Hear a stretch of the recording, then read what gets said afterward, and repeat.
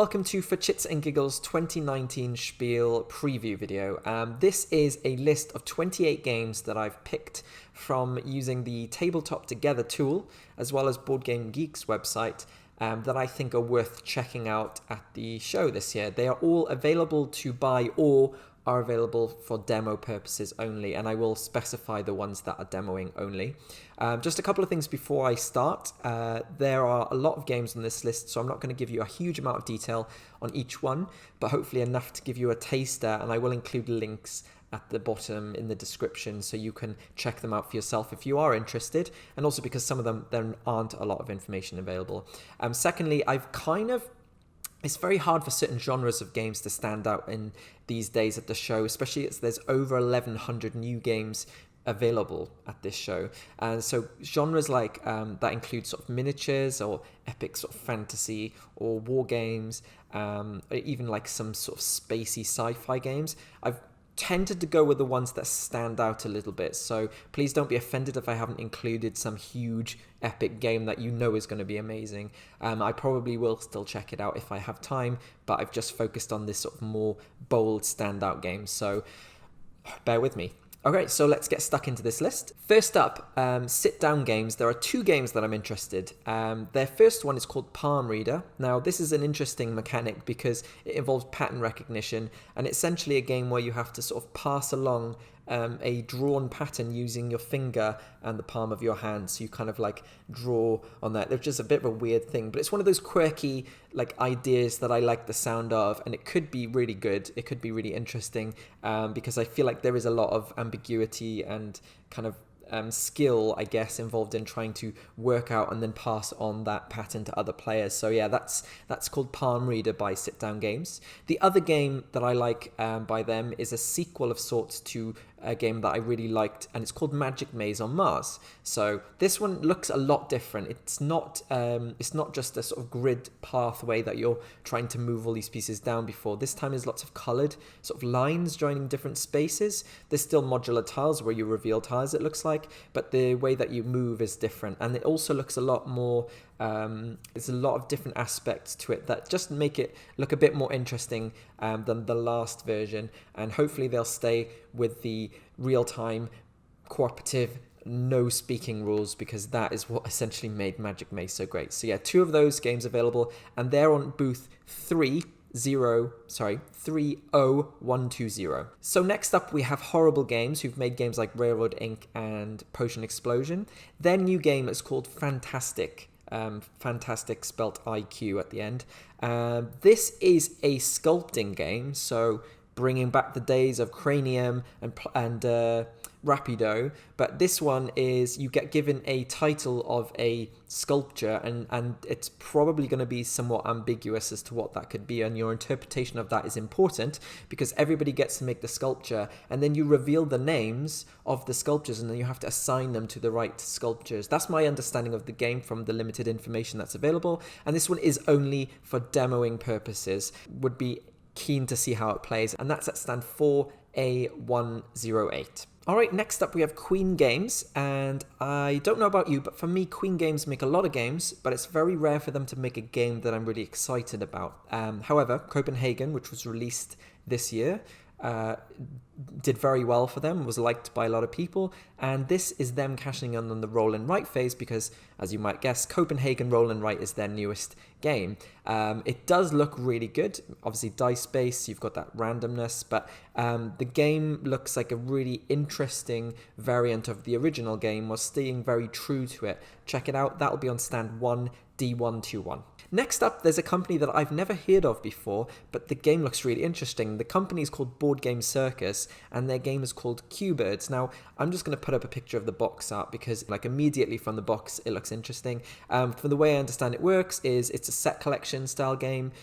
You are placing birds on either side of these sort of lines, on like rows of cards, and if you place matching birds, you collect them from the middle, and then you need to collect enough to sort of score from them. But then if you collect enough different types of birds, there's also a way for you to end the game, so it's a bit of like a push your luck. The game looks really simple to learn how to play, and I'm just genuinely curious about it. So yeah, that's Cubit, and that'll be on stand 5H116. Next up, we've got a game called Maracaibo by a designer that I'm a huge fan of. His name's Alexander Pfister, and the two companies that are publishing his game are Capstone Games and DLP Games. This is an intriguing looking game. I don't know enough about the mechanics, but I know enough that I like Alexander Pfister. He designed games like Blackout Hong Kong, one of my favorite games of all time, which is Great Western Trail, as well as some sort of lighter games like Oh My Goods and goodness me, Port Royal. So he does have a style, and he does have a lot of elements in games that I tend to enjoy, like Push Your Luck and deck building, that kind of thing. So I'm curious about this game. It looks very good, and I'm just curious to try it. So yeah, that's Maracaibo. That'll be available on both the company stands, TC102 and 1F133. Next up, a company that I always know have good surprise games at their stand, because you don't hear about them, and then you go to Spiel and suddenly they've got like this big area full of these quirky little games, and this one looks really fun. It's called Mind Deeper, and the company's Korea Board Games Co.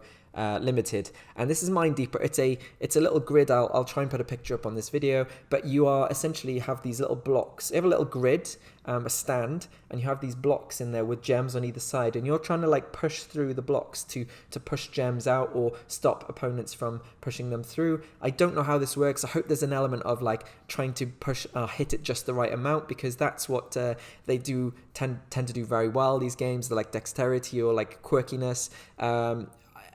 I just want to know more about it, so I don't know enough about the gameplay, but I do want to know more. So that's Mind Deeper, and that'll be available on stand 2B126. Now, this is a game that I saw at the UK Games Expo in demo form, or prototype form. They wasn't available to play as far as I'm aware. It's called Terror Below, and it's by a company called Renegade Game Studios, who make a lot of games that I like. It's a interesting sort of game where there's a worm, kind of these creatures which are called, well, I guess they're the Terror Below that the name of the game refers to, and it's a game about trying to move across without sort of triggering the bad monsters. So it's, I guess, a point-to-point movement. I don't know specifically, but it does look really good, and Renegade have a good what's the word?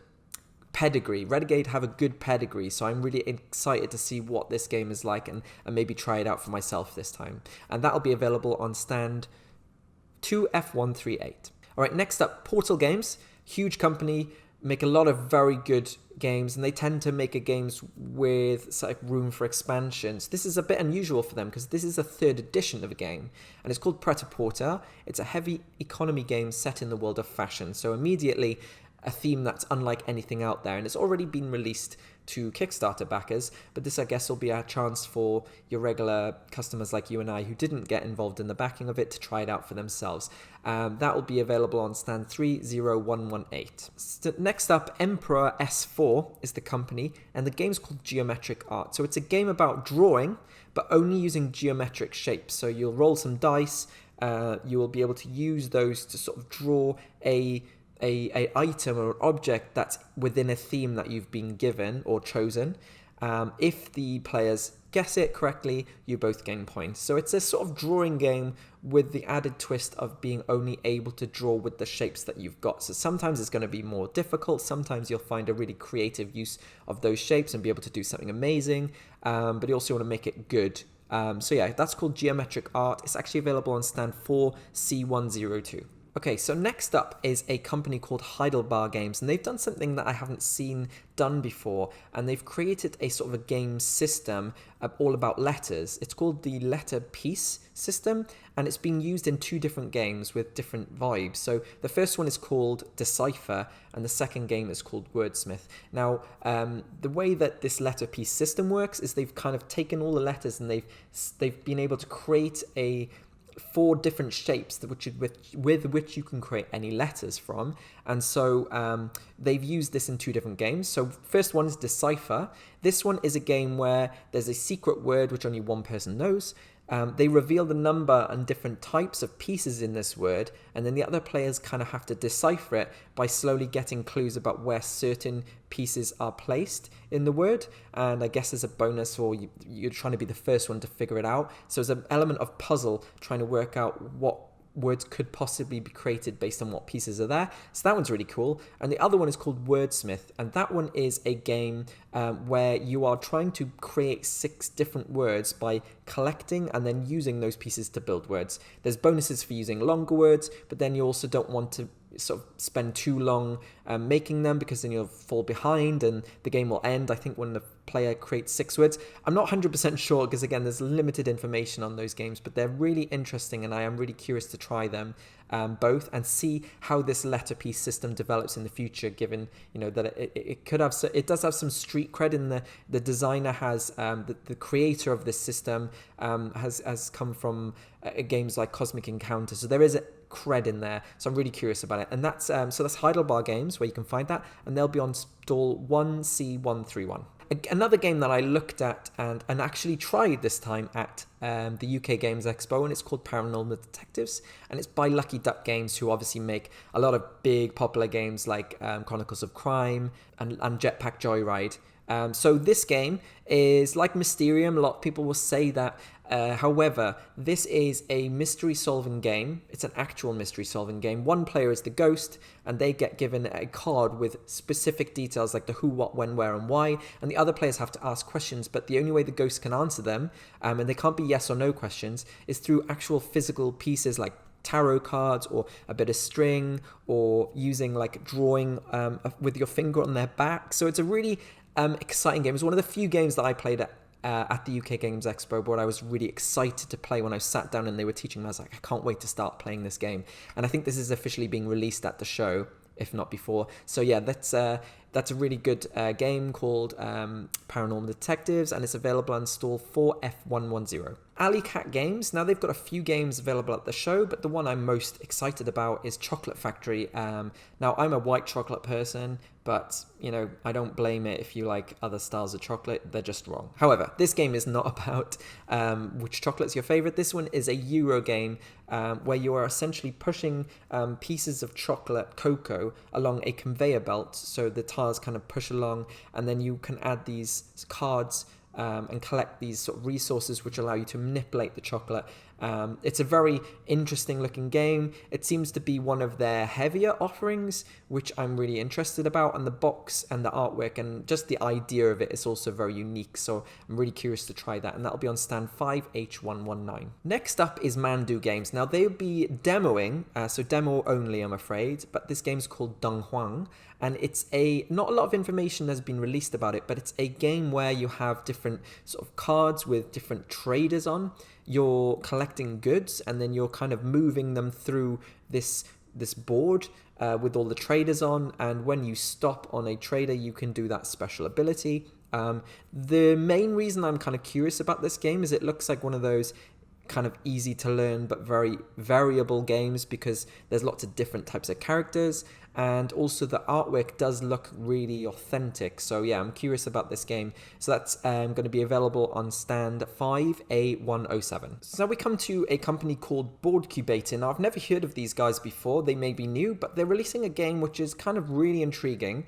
So on the surface, it looks like a very basic game. It's called Project L, by the way, I forgot to say that. Project L is a game where you are given sort of different shapes, and you have to fill those shapes up with different sort of wooden pieces. However, what makes me very curious about this game is it looks like it's very high quality. They've got these like plastic pieces. The wooden pieces look very interesting, and it's all very like stylized. So the box looks like to be black, all black, and so the plastic pieces. There's an element of engine building, because once you've filled in a piece, a shape, you get to keep those pieces, and you get a bonus in the form of another piece. Then it allows you to choose which other pieces to fill up next. So yeah, it does look very interesting. I'm kind of curious to see if it lives up to the quality of the images that I found online. So that's Project L, and it's available at stand 2C144.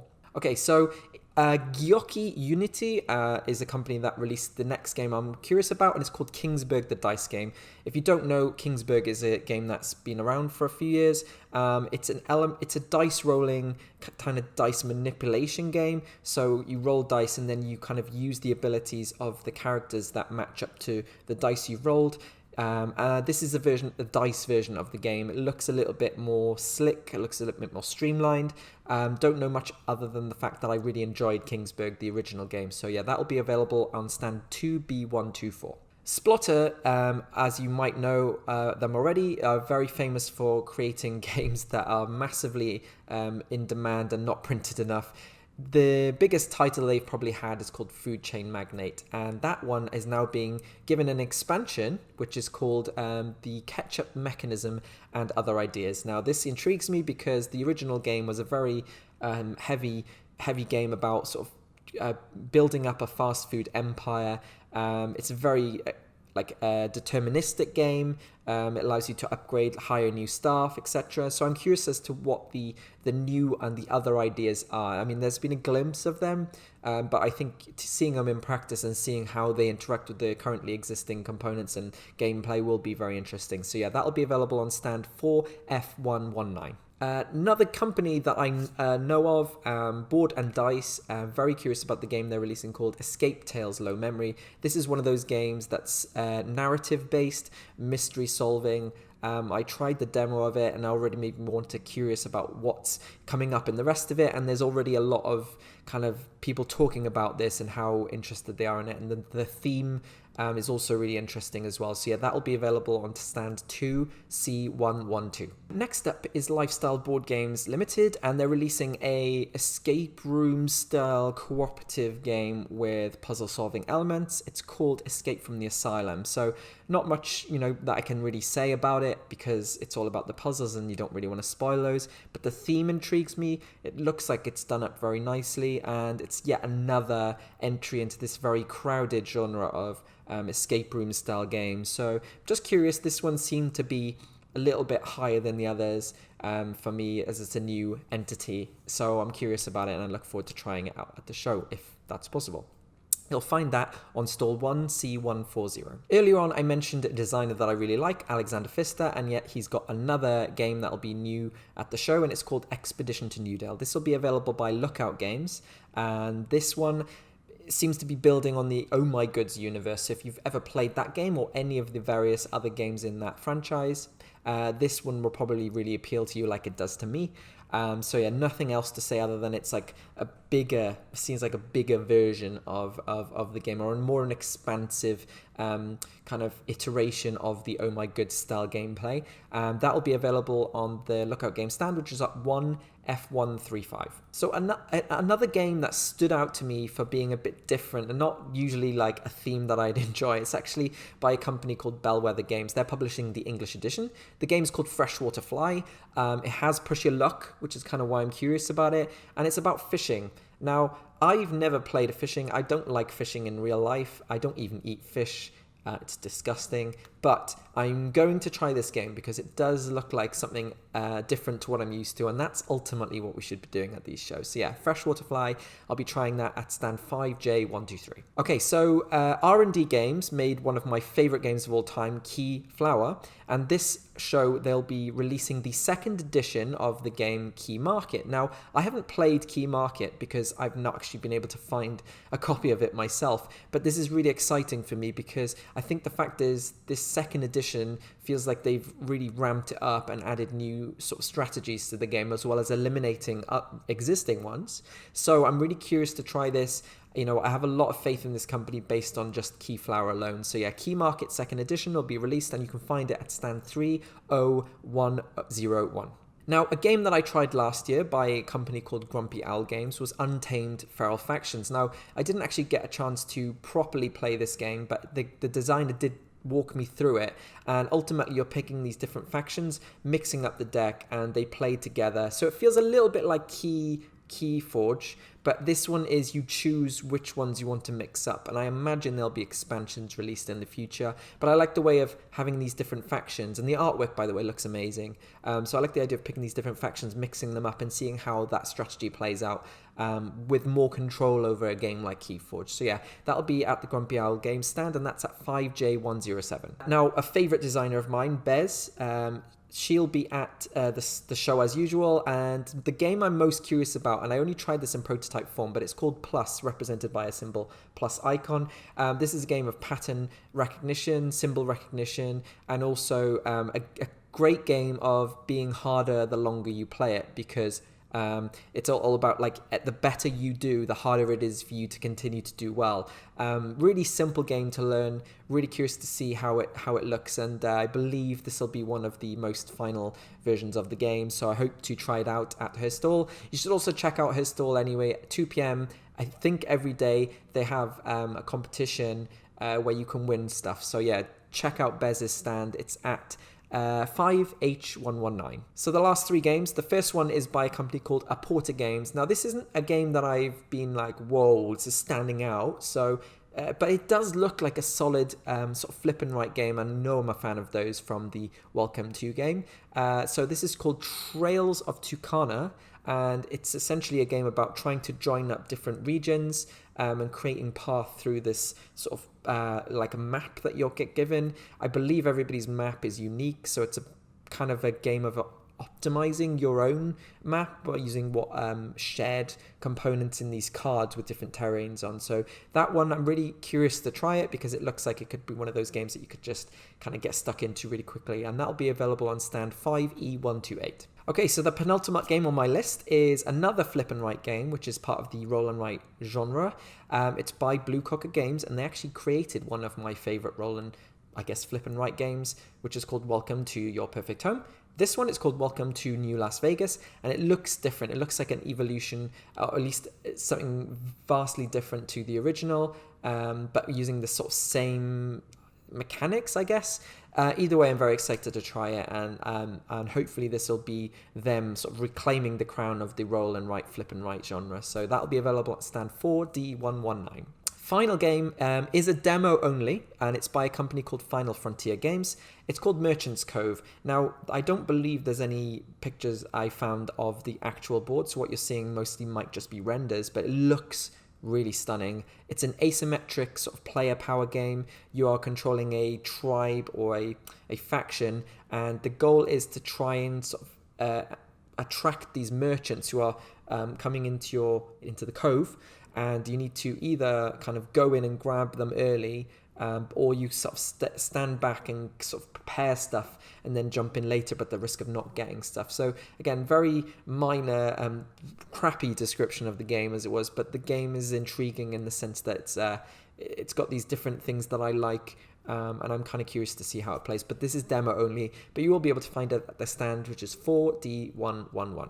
So that's it for all of the games that I'm curious about. That's not an exhaustive list. There will be games that I find. If you are interested in finding out more about these games, I will be doing my best to blog them, and post about them on social media as I'm there for the full 4 days. So you can expect like almost a full week full of content. But if you want to follow it, you can follow me on Twitter and Instagram. I'll put the links, the usernames before, so you can follow it. But just before I go, if you've never been to the show and you are planning to attend, here are some tips that I think you might find very useful. First up, if you have any games that you must get or you're planning on getting, get them first. I have a very disappointing story where I went to the last year's show with the plan to get one game. One game is the only game I had on my list. I foolishly thought by Thursday afternoon it would still be around while I was going around the show with a friend of mine, and it sold out. It was the Great Western Trail expansion. So yeah, learn from my mistakes and don't be that idiot. Get the games you need first and then do all the checking out of the other games afterwards. Second, if you are planning to come, a lot of the traders only bring cash. Now, I hope, based on last year, there was some theft. So hopefully more traders will be accepting card, because it's actually a safer way of accepting money and selling games at the show. So hopefully more traders will be accepting card this year. But if in doubt, bring cash, because you don't want to be stumped. You don't want to be stumped by not bringing cash when they only accept it. Third tip is, if you're bring a refillable bottle of water. You're going to get lost and stuck into the games, because there's going to be so much like begging for your attention, and suddenly a whole day will just go like that.